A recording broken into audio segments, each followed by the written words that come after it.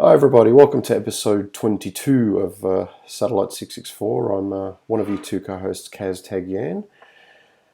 Whoa, 22. Acacia Avenue. Yes, yeah, that's... Yeah, see? Oh, Charlotte, eh? Did you know that in East London, I've only ever found one Acacia Avenue, and that's in a little place called Hornchurch, which actually is not that far from me. So, so, Very, very, so it's actually in the East End. well, I suppose. I mean, Hornchurch, the same as Romford, is actually classed as Essex, but we also come under the London Borough of Havering. So, yeah, I suppose. Well, I wonder if I don't know. that's... Don't ask me. Well, Wouldn't let me. I wonder if that's the well, I wonder if that's the actual street where the lovely lady used to ply her trade, as it were. Who knows? I don't know. It's a bit snooty around there. Is it? Well, Oh yeah. we you know what? We may finally have the answer to this today, possibly, because we've got someone coming on who can help us with this, who can possibly shed some light on it. So we will ask the question. Oh, by the way, and joining me today is Mr. Steve Loopy Newhouse, I knew that. who's currently located in a Arctic landscape there with wearing a t-shirt. I Aren't you? literally just take my hoodie off because it's so warm in here. It's ridiculous. So how are you, mate? All good, all good. Yes, yeah, all good. Oh, great. So we're gonna obviously we've got 1988 on the agenda today, and joining us is um, our friend Keith Wilfort, and we're gonna cover a whole spectrum of areas. We're gonna do a deep dive into that year, and come up with some really Well, interesting. I think we actually need to talk about that shirt. What shirt? Your shirt. Oh, the shirt that I'm wearing. Yeah. Yeah. So I'm sitting here talking to you comfortably, but I'm sucking in. I'm like sucking my breath in because as I managed to fit into this, just fit into this original. I'll tell you what, those sleeves are beginning to look so tight that by the end of this program, your wrists are going to go black and your fingers are going to fall off. There's no circulation. Look. I've been preparing for this for weeks. I've been dieting. I've cut down chocolate. I've gone for several long walks, and I've been running Yeah, and stuff. you don't walk on your arms. Look, it's hard sucking my breath in to fit into this thing, but I actually, lucky for me, these old vintage shirts, they actually go through a distressing process, so it's actually soft and Actually, supple. I try. Well, also, like in these times, it's very difficult to try and get hold of some kind of inhaler or some kind of iron lung. Yeah. Come on, give me some credit. I've just managed to fit into this 32-year-old tour shirt, but And well done. Congratulations. thank you. So after we start recording, obviously I'm going to take it off and start hyperventilating, but. That'll be about the same year I get my coffee. Look, anyway, I think But staff in here are terrible. are they? And it's cold. Yeah. Well, can you blame them? It's too bloody cold. Well, they're frozen. They're frozen. Yeah. It's so cold. So The ice sculptures. now we think you probably did. You pinch those ice sculptures from Rasmus? Did you in the back? Yeah. I just, I think we've talked about that, but or we haven't. But yeah, the mind boggles. Yeah, If you shake your head hard enough, it'll boggle. it will boggle. Well, we've got Keith. We've got Keith Wilfort joining us, and yeah, we really look forward to doing this episode for a while. So um, let's get into Keith Wilfort. yeah, Keith Wilfort. yeah, Come on down. yeah. Who else? Honestly, who better than to discuss the seventh son of a seventh son era than Keith Wilfort himself? It's going to be Is going to be a cracker. Going to be an absolute belter of an episode. So enjoy, everybody. Welcome back, Mr. Keith Wilfort, to the show for the second time. How are you, mate? Oh, all Hi, right. Keith. How you doing, son? Yeah, not too bad. Good, Can't good. complain, although if I did, who would listen? Exactly, exactly. Yeah.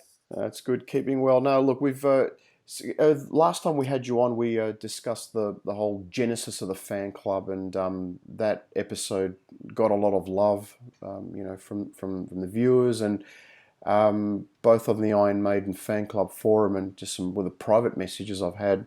A few people have sort of asked, when's Keith coming back? And I I had to I had to kind of bite my lip a little bit because we all knew we were doing this episode with you from a while back, but you sort of didn't want to give it away. But look, really really happy to have you back, mate. We're going to go back to 1988, to Seventh Son era, arguably, well, sort of unequivocally almost, you'd say it was the band's zenith of their popularity in the My 80s. favourite. Well, Sorry?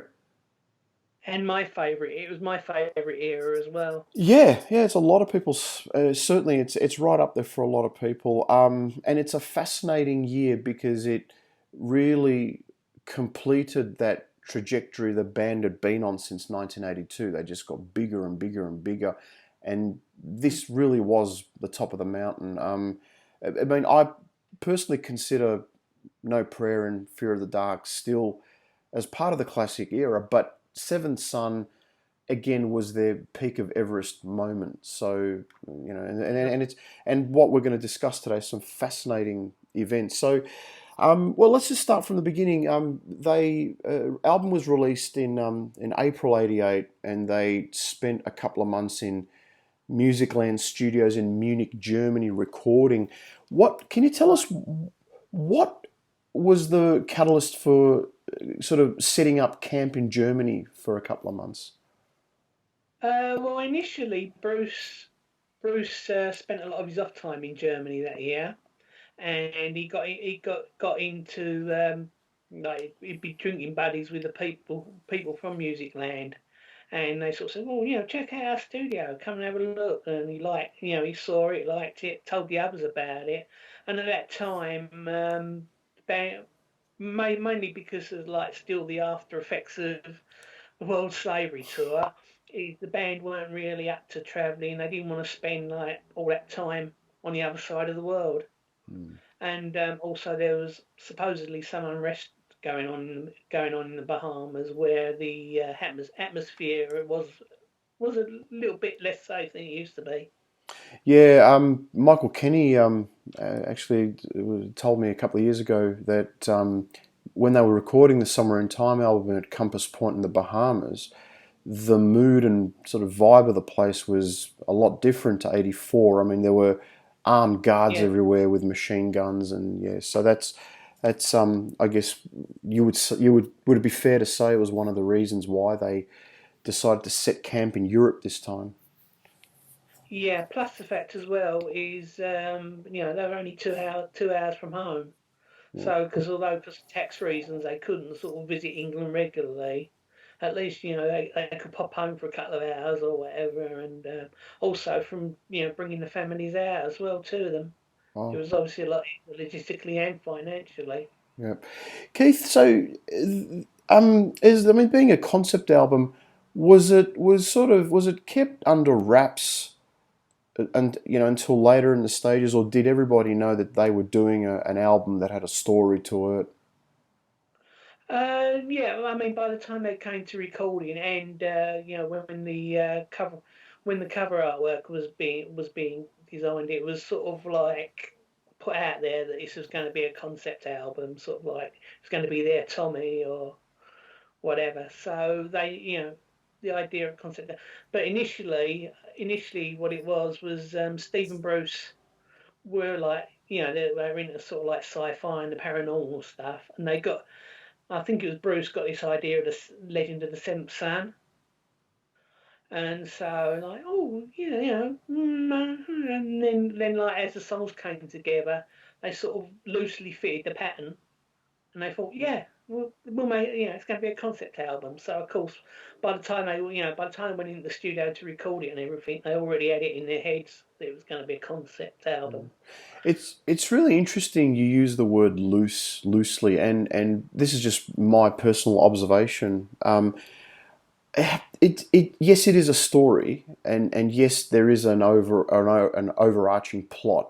This Yeah, child with magical gifts and forces of good and evil sort of battle him, and then it leads to an inevitable demise. But my observations, I'll be interested in your opinion in a moment, but it was very much a loose story, as opposed to, say, other concept albums like Queensryche's Operation Mindcrime or Wasp's Crimson Idol, where it was a very cohesive, planned, detailed plot. I mean, the songs were very, very detailed in telling a story. I mean, there was no sort of confusion about it. I find Seventh Son of a Seventh Son was a patchwork of ideas that kind of loosely gave a plot. What do you think? What's your opinion? yeah. I mean, basically, he's as I said, these like you know the songs as they wrote the songs, they realised they sort of fitted, they all sort of fitted the same mold. Although it wasn't part of one story, like obviously inspiration for the songs came from different things, but it just sort of seemed to run together into the mystical concept and stuff. Yeah. I mean, look, it does work in the end. And for the second time in their career, they had a number one UK album at home, with three singles all in the top 10. And it is a remarkable achievement. And one exercise that Loopy and I like doing on this show is, again, to really emphasize and underpin the just the magnitude of this success. We like to look at what else was happening in the music industry. So, um, I mean, in 1988, you had, and some people are going to laugh at this because it is funny, but uh, certainly on the UK scene, you had Rick Astley, who was sort Yeah, of big. You had the whole Stock Aitken and Waterman sound, with Kylie Minogue. I should be so lucky, yeah, lucky, yeah, and all that. Yes, there's three lovely ladies from Bananarama as well, Loopy. Oh, You two, Enya, Bros. Then you got George Michael was at his sort of peak there with Faith. Michael Jackson was just enormous with his Bad album and tour. And Loopy, you worked on the Bad tour, didn't you? I did some of the shows on the Bad Tour, yeah. Certainly Wembley. at Wembley and Cardiff, I think was the other one. Yeah, and then obviously Bon Jovi were at their peak. Def Leppard were just enormous in 1988. I mean, people really But forget. in America. Not really in That's, the that's, UK. no, not really. I mean, they never hit it in the UK as much as they did in the States. They were huge in the States. That's In the true. UK, I mean, they could go and do a massive arenas in America, but they come to the UK. It was the normal Hammersmith Odeon, Sheffield City Hall. Yeah, They weren't doing the Wembleys. yeah. I think Def Leppard's a really interesting case study for me. Always has been because I mean Joe Elliott. But by the way, huge digression here. But Joe Elliott, he always said that people mistook them for an American band because they really did have that sort of quite fluffy, That sound. polished American sound. Whereas, I mean, it is not a British sound at all, and yet this is a band that comes from the north of England. So, um, but yeah, look, that again, you look at that scene, and for the Seventh Son of a Seventh Son, which effect is still a very, yes, it's progressive, but it's still got that foundation of that fire and brimstone metal to be a number one album at that time in the music industry is incredible. But Keith, the even though it was number one, even though the shows were selling, the band were sort of at their peak, you would say they were still very much underdogs and they were still underestimated because they weren't being played quite widely, were they? Yeah. Well, is basically, as you say, like the Def Leppard, the Bon Jovis. It's sort of like they were saturating the market. Mm. So obviously, is like, is Pretty Boy rock or arena rock was sort of like the flavour of the day. Mm. And I mean, so certainly there was a lot of resentment, sort of public resentment, coming from Bruce himself. Again, and he only did it on the UK shows in '88, but he would go on a quite vitriolic rant before I think Wasted Years, where in and it was the same sort of theme. Whereas in on the World Slavery Tour, he'd have a real gripe against Culture Club and Boy George. This time it was against Kylie Minogue and Rick Astley. I mean, he used to call Rick Astley a Rick Asswipe, and and he Yeah, referred to hey, a lot of people did. a lot of people did, and we can't say it on the show because it's just far too vulgar. But he did refer to Kylie Minogue in with a well, quite a nasty name, which pertains to female genitalia, but we won't go there. Was the resentment just from Bruce, or quite internally in the Maiden camp? Were they sort of a bit pissed off that they weren't getting the record? Basically, I think like everyone else, they were frustrated with the situation as well. But obviously, they vocalised less. Hmm. So Bruce was sort of like voicing basically what sort of like everyone else was sort of thinking deep down. Plus the fact as well, I mean, with Bruce, he loves any excuse to go off on a rant. I mean, Shit. the thing is, you said like about his rant about BBC, Kylie Minogue, and Rick Astley, and all that. Yeah. He also did a similar rant in America. Oh, did he? Well, not yeah, obviously because like Kylie Minogue and whatever you wouldn't be known, but he did similar rant in America about the radio airplay and stuff, and how the radio stations would kiss the ass of some artists, and all Right. that. And, Actually, Keith, that's a really good segue into what I want to discuss next because the whole Seven Sun era is very. It was like a bit of a dichotomy where in Europe and the UK Maiden really were at their peak. I mean, that album was huge, and the tour was huge. I mean, they played Athens, Greece for the first time. They did these enormous Monsters of Rock festivals in Spain, Italy, Germany, the Netherlands. And then obviously there was the thank you tour at the end, and obviously crowned with the triumph of Donington.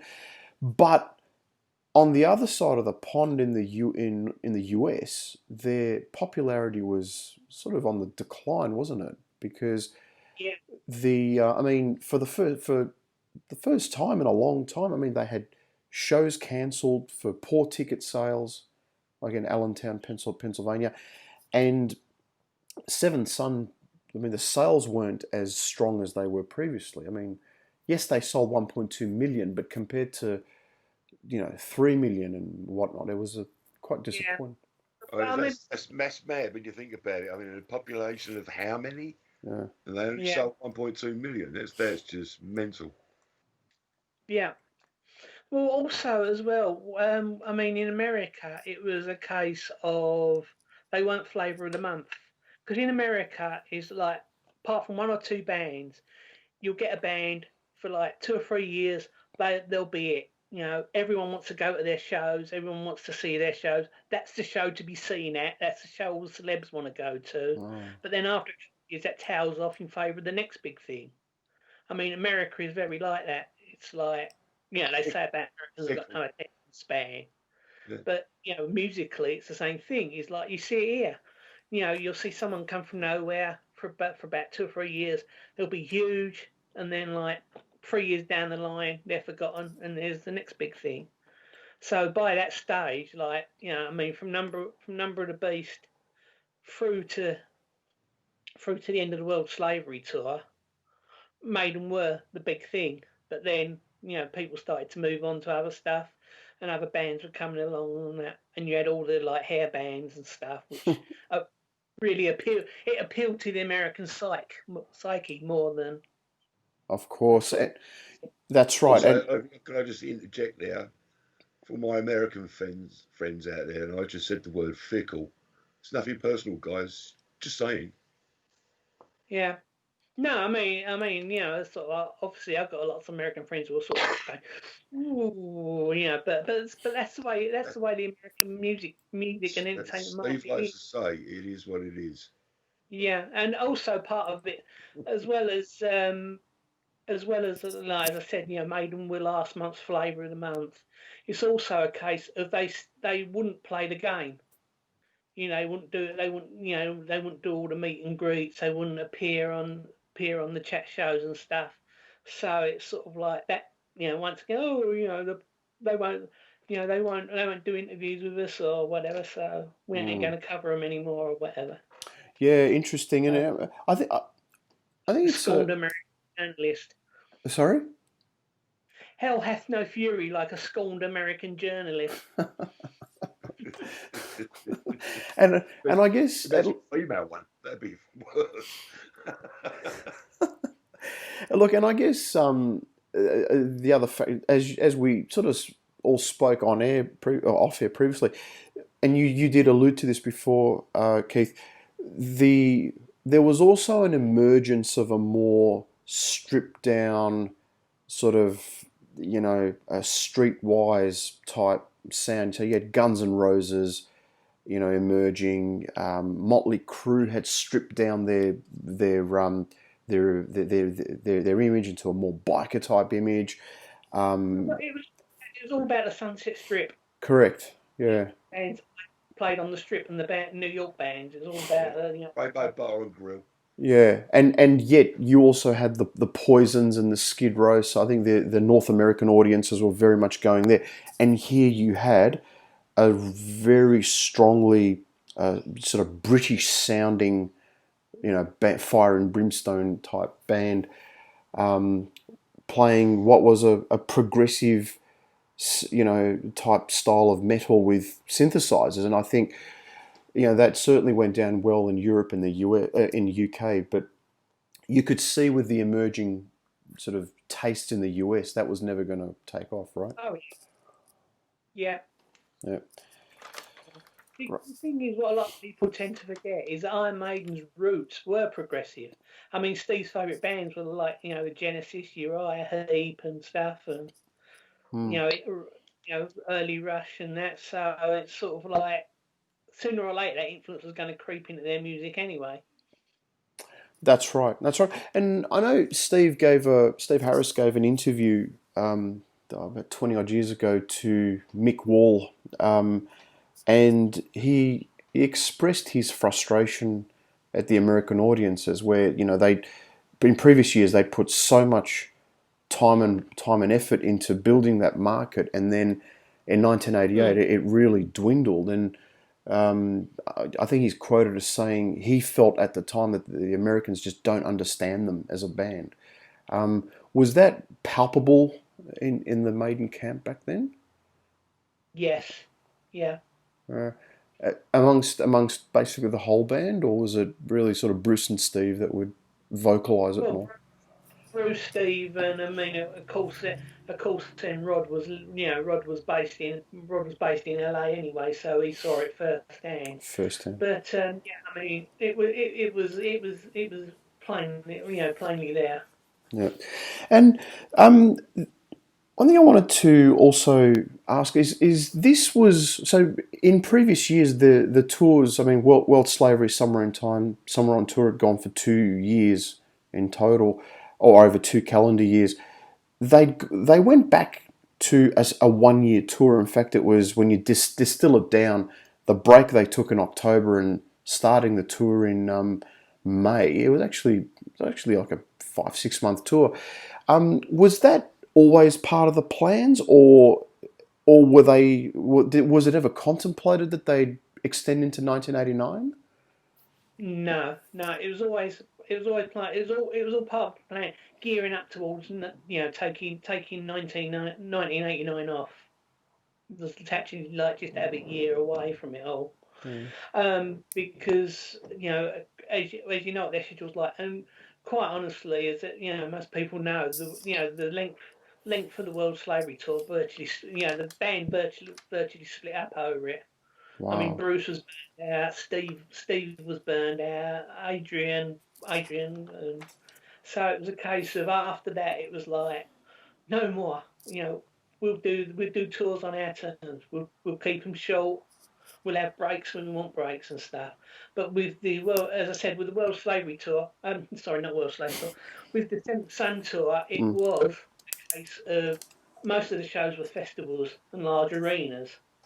So basically, one festival, and you're playing to the same audience as you would at 10 ordinary shows.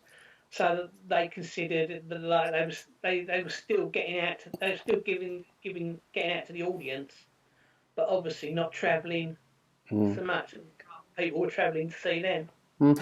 Keith, it's always surprised me as odd that they skipped one of their biggest markets in 1988, being Japan. I mean, it's a huge, huge market for them, always has been. Do you recall why Japan wasn't included in the '88 tour, other than constraints of time? But Matter of two things really. A, it was a logistical one because when you start a tour in those days, there was no Air Force One, so you started a tour. You put the gear on the boat in the UK, mm, and then it's shipped here, shipped there, and it's all like a domino theory. It all has to be there at a certain time. It has to leave at a certain time. So if you can't make that chain, then you can't tour.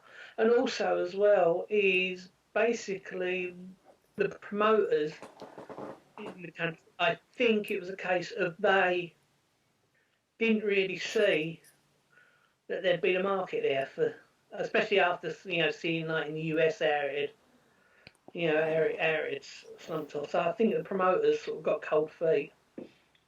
wow. But as I said, it was also logistically. There's just no way they could get.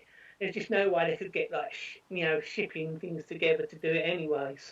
Yeah, that's So it's quite interesting. logistical, and I think the promoters were getting cold feet.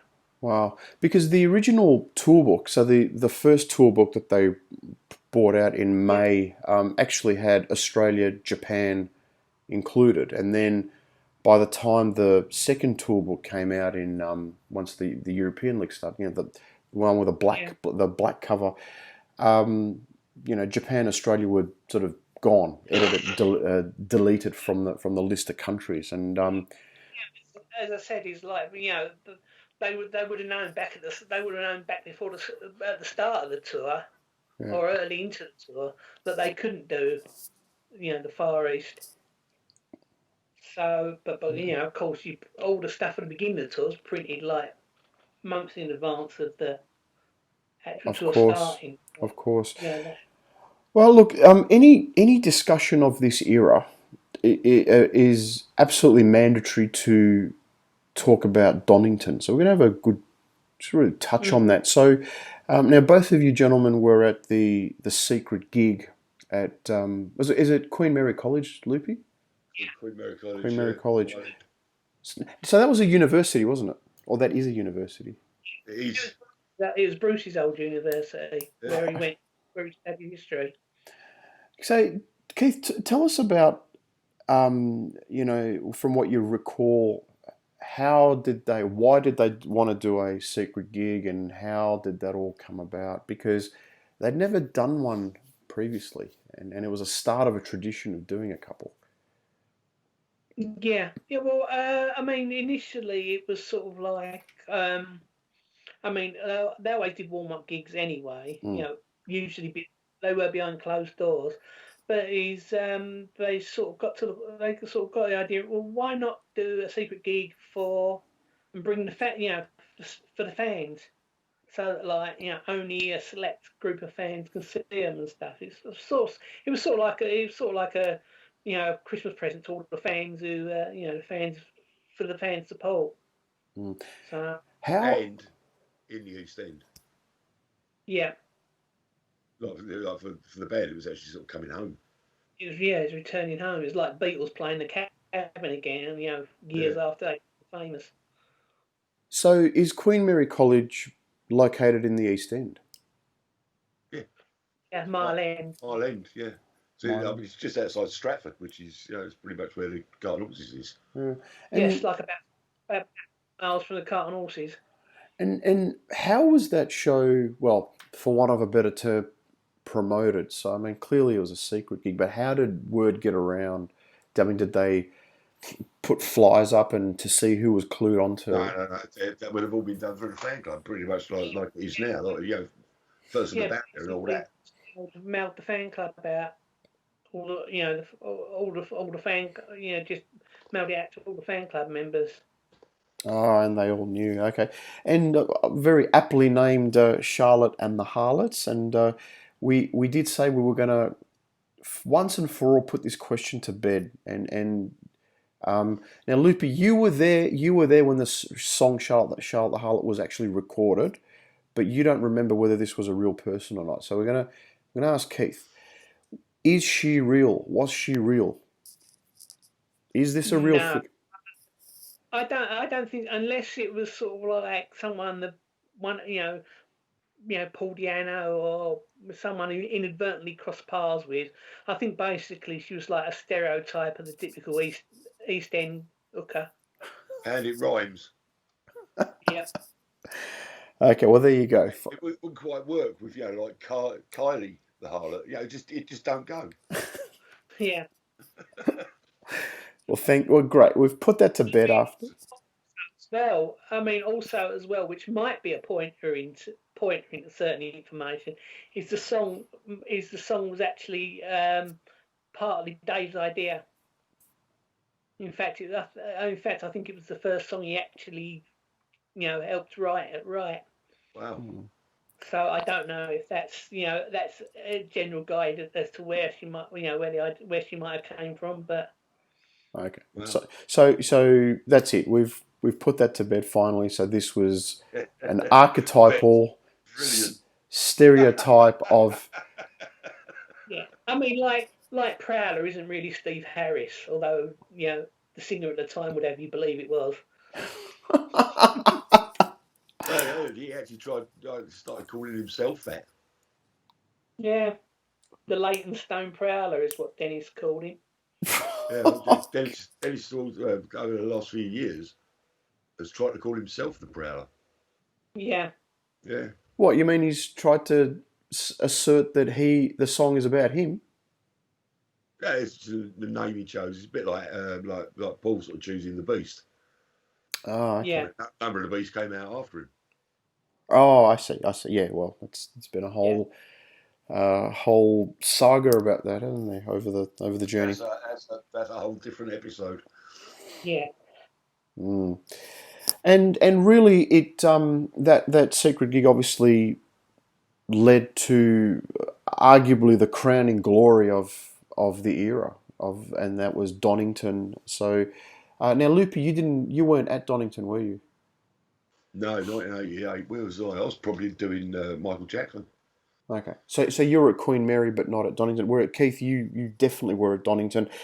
Look, let's really talk about this because it's just probably one of the biggest events in the band's history. Now, the guys were really nervous. It's been sort of widely publicised because this was going to be the biggest show that they were ever going to do. How did that come about? How did because I've heard reports that they were approached to do Donington in previous years, but they wanted to wait for the right time. So, hey, can you take us through the process of how the Donington thing came about? Well, basically, it was a case of, as I said, the 1988 tour they decided was going to be a festival arena type tour. And as you say, Maurice Jones at MCP, as it was then, had been nagging them for years to do it. And it's like, and as I said, they were cutting down on regular shows and doing an arena tour. So it just naturally thought, okay, let's make this an arena tour with Donington and the major European festivals as a centrepiece. So once again, it was a matter of circumstances. Like the band wanted to do less shows, but also play to bigger audiences. So, and as as the tour was, unlike before, the tour was sort of going from spring through to fall, as opposed to sort of starting in spring, going through to the following winter. You know, it's just that it all came together. It just all happened to work out. Did they know from 1 year or 2 years in advance that they'd be doing Donington '88, or was it all? I mean, they knew it at least. They knew at least a year up front. Wow. Okay. Well, I mean, the thing is, when you think about it, the promoters start booking next year's when they're doing this year's. Yeah, They look that far ahead. Now, Keith, you've if correct me if I'm wrong, please, but I think you've said before that of all the hundreds of shows you've seen, that was Donington '88 was your favourite show. Is that true? yeah, Yeah. yeah.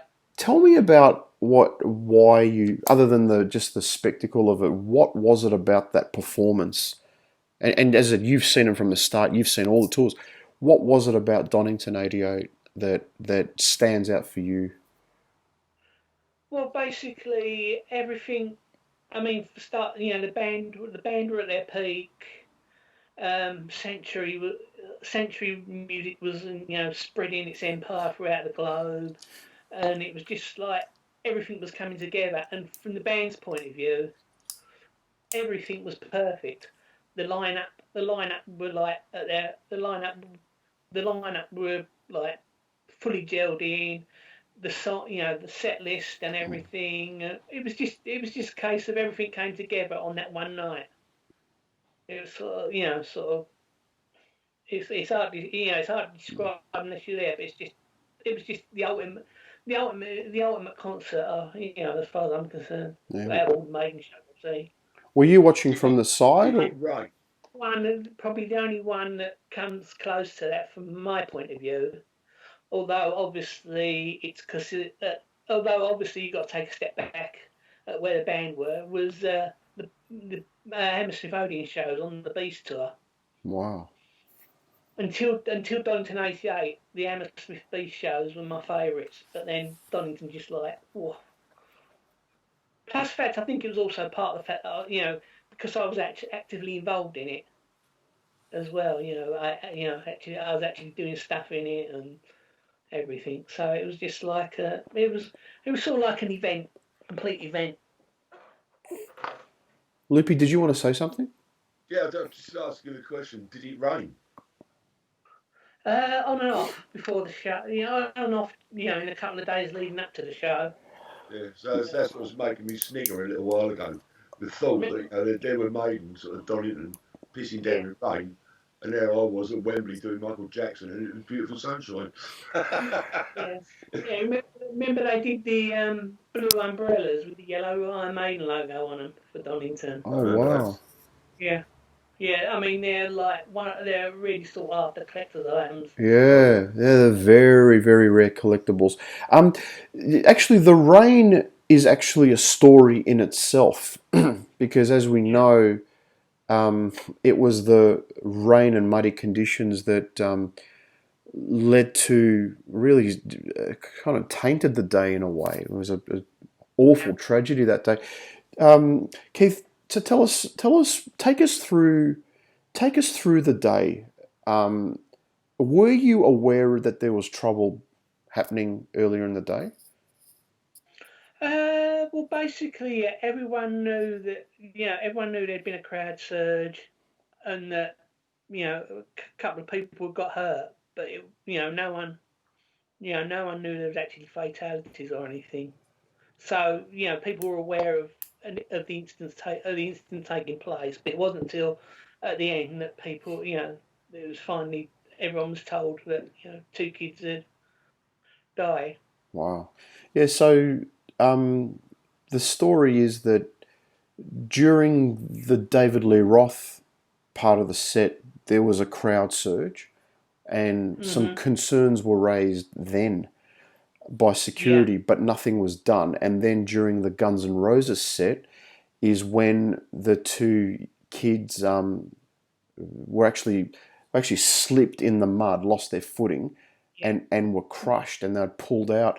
So I think security went up on stage, and Axl Rose sort of stopped the show, and I mean the whole band sort of went into a more bluesy sort of instrumental to calm the crowd down. Yeah. Were you? It's actually a security guard actually went on stage when I read this somewhere and tried to make an announcement, and it was either one of Guns N' Roses or one of or something came up and basically shoved him off the stage. It was David Lee Roth. No, it was David Lee Roth. As much as I hate Guns N' Roses, I've got to give him credit. I've got to give him credit because somebody went on stage from security and tried to get David Lee Roth to stop, and David Lee Roth basically said, piss off, get off my stage, and it was, to their credit, Guns N' Roses themselves recognized. Sorry. Get off my stage. Who's? Allegedly, that's what Roth said. Allegedly, but to their credit, Guns N'. Sorry. He's a git. Oh, we'll get to him in a moment. Because he.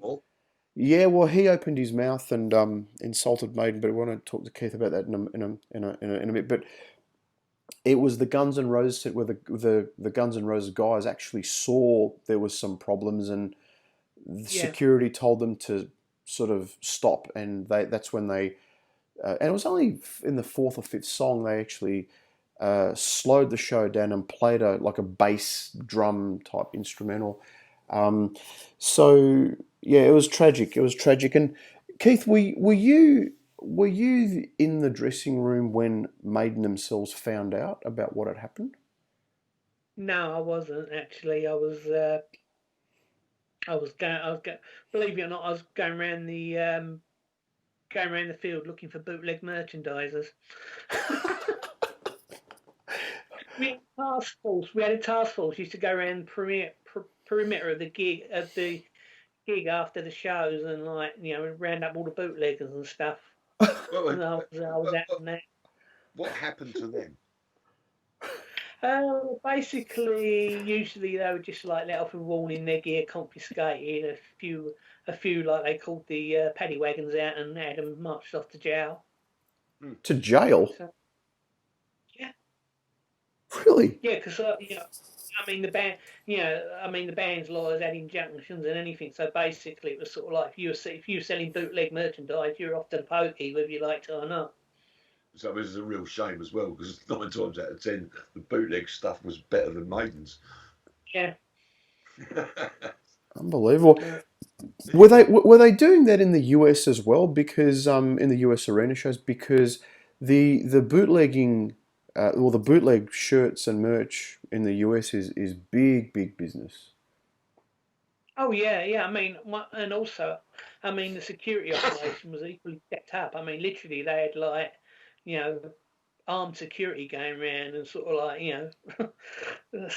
going around and let's say actively discouraging people from selling bootleg merchandise. Actively discouraging.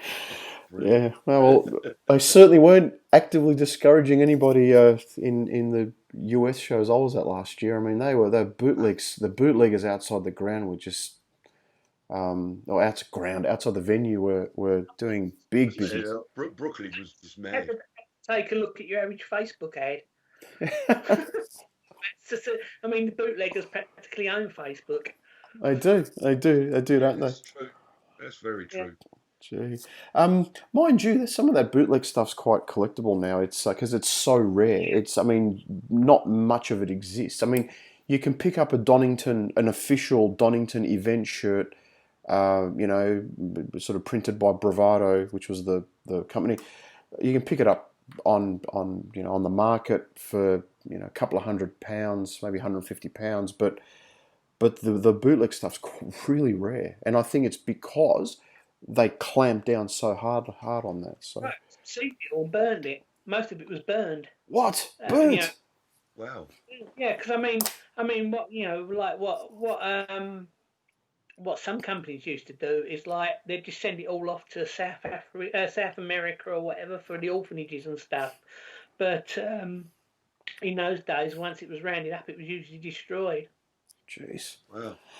Now, look, as, let's just go back to Axl Rose and Guns N' Roses. Was there some bad dynamics between Maiden and Guns N' Roses? And I asked the question for a couple of reasons. At Donington, Axl Rose gave an interview and he shot off his mouth and he sort of Yeah, insulted Maiden and yeah, Slash Slash in his book has said that when they opened for Maiden on the US tour, they actually thought that Maiden's whole theatrics and those ice sculptures were ridiculous and laughable, and they just thought the whole thing was a joke. Can you speak to some of those issues between the two bands? yeah. Well, basically, fortunately for Axel, is the band's sort of thing was, oh, it's Axel being Axel, typical American, American big heads, think they know it all and stuff.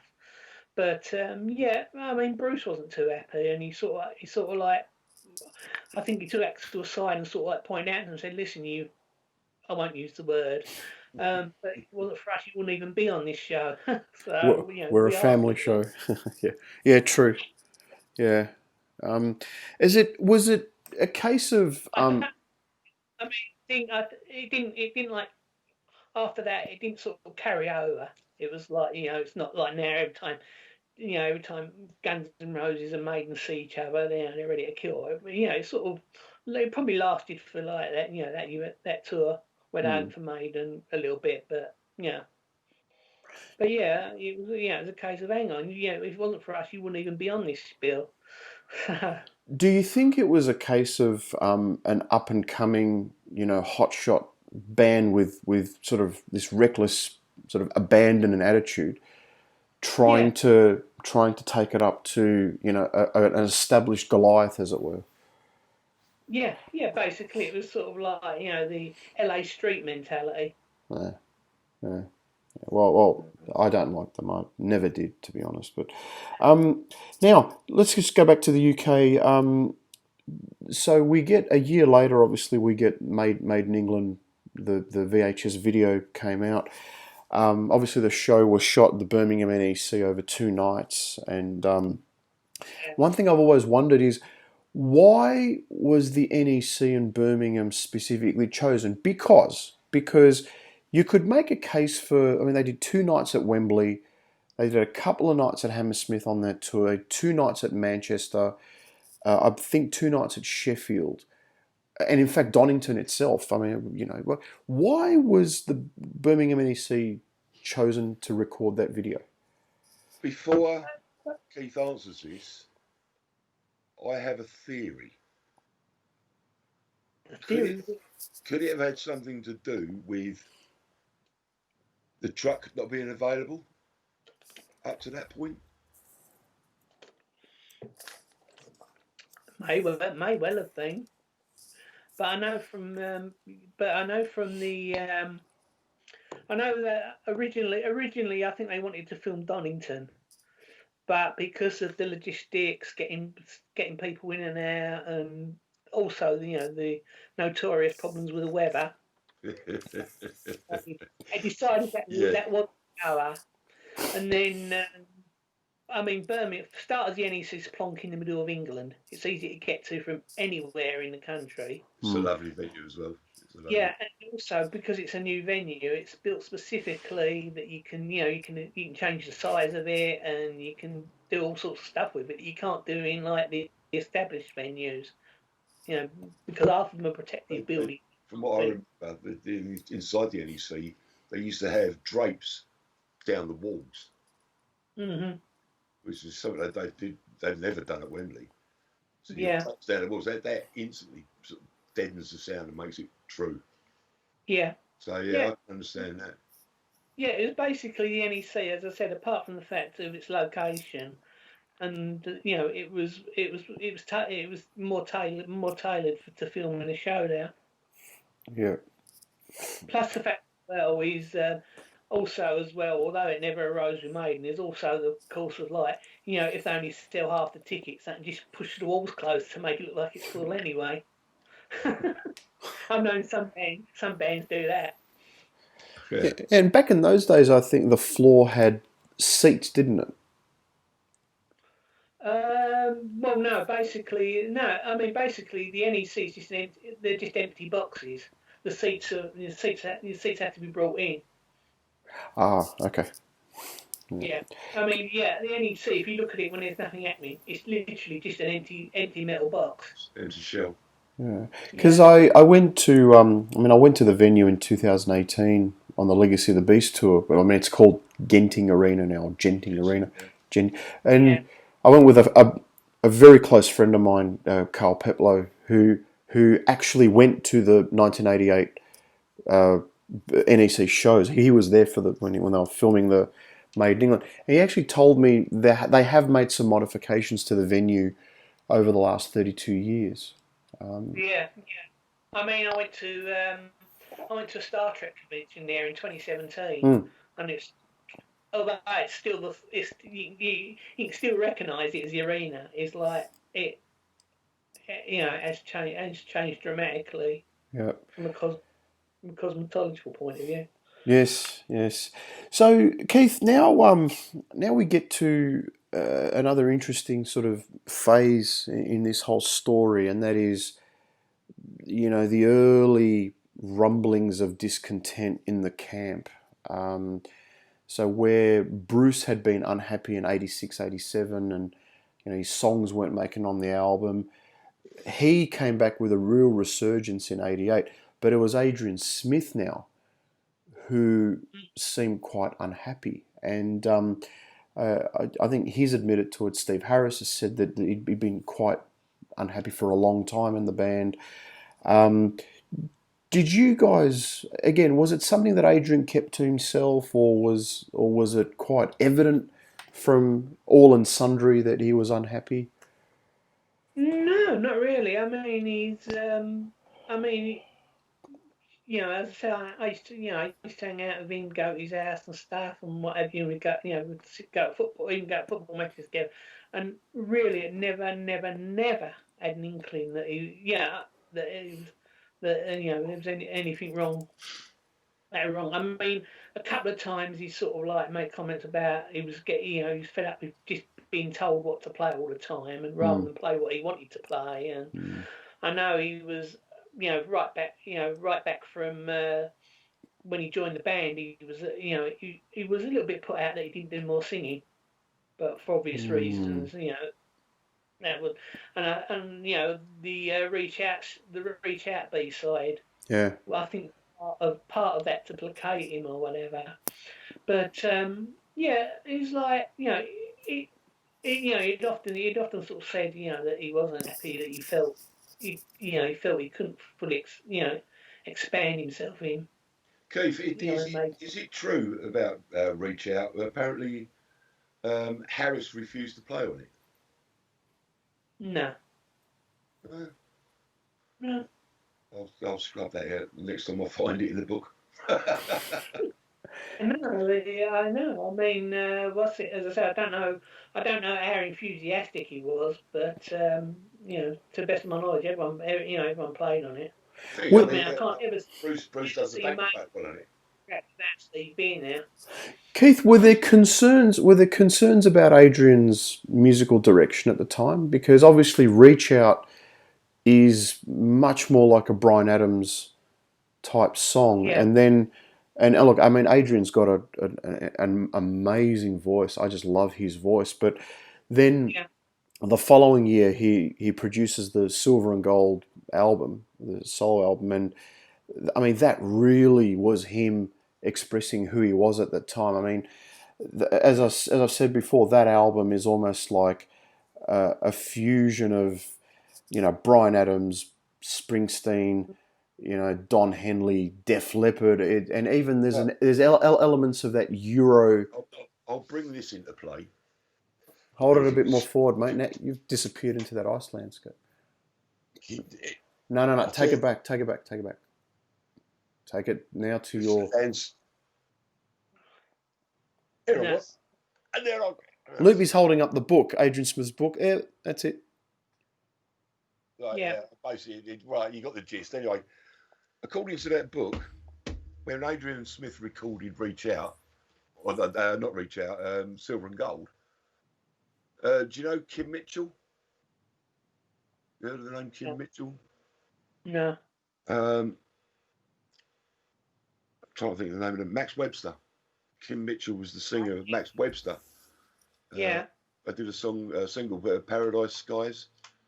Right. Yeah. Adrian actually asked him to produce the album for him. Huh. And Kim Mitchell turned him down. Yeah. Mm. Shocker. Yeah. Also, as well, little known fact is, although it's billed as Adrian Smith and Project and is like, to all intents and purposes, an Adrian solo album, it was actually more of a group effort with Bucket and the rest of the ex-Urchin members. Andy Barnett. Yeah, Andy and Bucket and everyone. My little So, mate Andy. yeah. Years. That which does explain which will explain a little bit why it was more sort of like laid back than you'd expect. Well, So, yeah, the Urchin mob. I mean, they were a little bit more laid back. But I think Reach Out. I know that was an Adrian song, but I think that was actually written or co-written with Andy Barnett. yeah. I mean, Reach Out is actually one of my favourite B-sides because I like that song, and also as well is the way Bruce's backing vocals and Adrian's sort of like baritone type voice, how they complement each other. Yeah, I mean, it is really good. Keith, did they? I mean, I know it's sort of going back a couple of years before Seventh Son, but with Reach Out, did they do the B-sides at in the Netherlands at Hilversum, or did they do it at Compass Point again? You know, sort of half. That I'm not sure about. I think they did them after, because normally they sort of record the B-sides at the end of the album. Mm. So it's like or when they're messing about, Sorry, they've done. If they've done, I mean, usually tracks, they'll just be messing about, and all of a sudden the engineer will record it. Mm. I have known that to happen as well. Yeah. That's just me being because I mean, also as well, what'll happen is, I mean, like say for Number of the Beast, Total Eclipse and stuff, is like it was a song that they didn't have room for on the album. God knows why they didn't put it on. You know, but because I mean that's probably one of the strongest. Back in the days when it was just like less than 45 minutes. So you could actually get an album on one side of a 90-minute tape. So I mean, initially they were just songs that were left over from the album. They didn't consider good enough to put on the album, or there just wasn't room to put it on. But then later they did actually, as Loopy says, they started like recording jam sessions and stuff like that. I mean, if you look at some of the stuff on the B side of the singles period, think of Hocus Pocus. I mean, you can't tell me that was deadly serious. Yeah, because it's terrible, you know. Look, I've always thought. I mean, it's got nothing to do with Seven Son, but I've always thought that Total Eclipse should have been on the album. How that didn't make it on the Number of the Beast. I would have actually left off Gangland. A lot of people have wondered about it.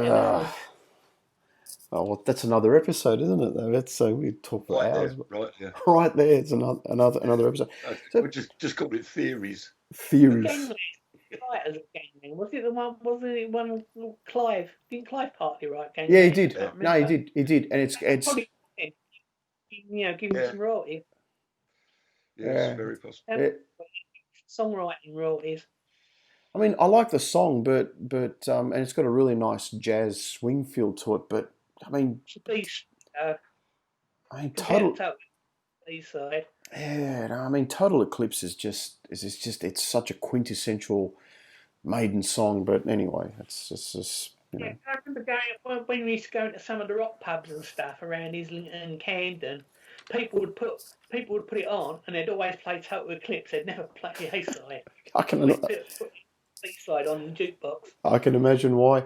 So Keith, just getting back to sort of Adrian, when everybody heard Silver and Gold, was there any sort of internal concerns about that musical direction, and was there any concerns of what Adrian's future contributions might be like, given that the plans were to really strip down the sound and go to a rawer sort of grassroots sound? Well, I mean, at the time the album came out and everything and stuff, and around the album, and it wasn't really, it wasn't really thought. It was just sort of like, oh well, Adrian's got it out of his system. Mm. We've got the next Maiden album, ready to come up and stuff, and of course, taking the year off, there was all the stuff. There was all stuff they were doing there to launch the video and that. So it never, the machine kept rolling. So it never really came up. It was only when they started when they got together to start writing and rehearsing the album that sort of like, Steve sort of raised the question to Adrian and said, like, are you sort of really into this? Are you 100% into it? And Adrian said, well, 95%. And Steve was sort of like, well, it's got to be 100 or nothing. Excuse me. It's all right. Yeah, I think because Adrian's obviously was a part of pre-production for No Prayer for the Dying, and wasn't he? I mean, he wrote Hooks in You, which is actually obviously made it onto the album, so he gets that songwriting credit there. It's a fascinating, it's a really fascinating era of the band because he's now very open. I mean, as Adrian Smith, he's now quite open about the fact that he did have, sort of mental health issues at the time, and yet it's amazing that in an organisation of that size, nobody ever knew. He internalised it the whole time. Yeah, well, see, the thing is, he comes from a very close knit family, Right. so it's like, close knit. He's got brothers, sisters, and stuff, so he could let it all out to his family. So he never really had a chance to. I mean, probably other than his family, the only people who really knew, maybe Bucket, Andy Barnett, and his wife. Yeah.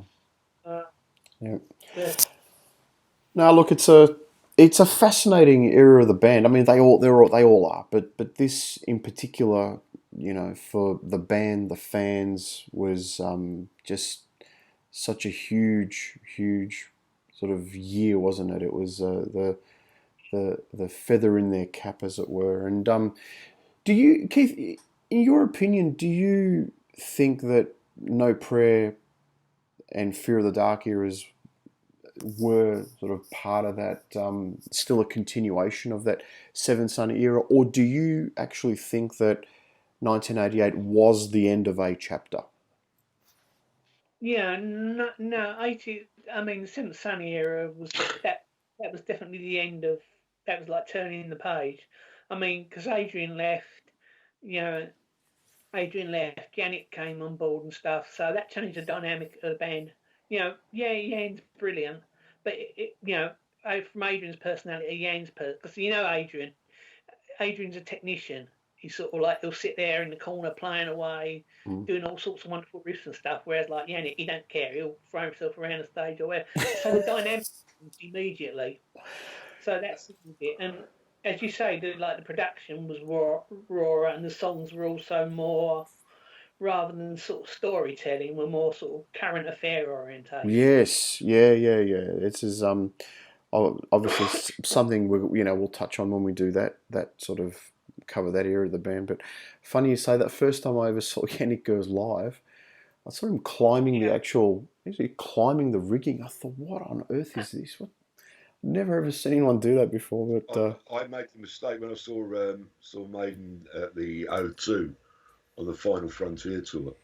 I came back. Yeah, I actually spent. I think I've mentioned this before, but I stood there next to Dougie Sampson, and I hadn't seen him like right back since about 1981. Mm-hmm. So it was a good almost 30 years I hadn't seen Doug. Anyway, we're watching this show, and me and Dougie are sort of singing along to the ones we know.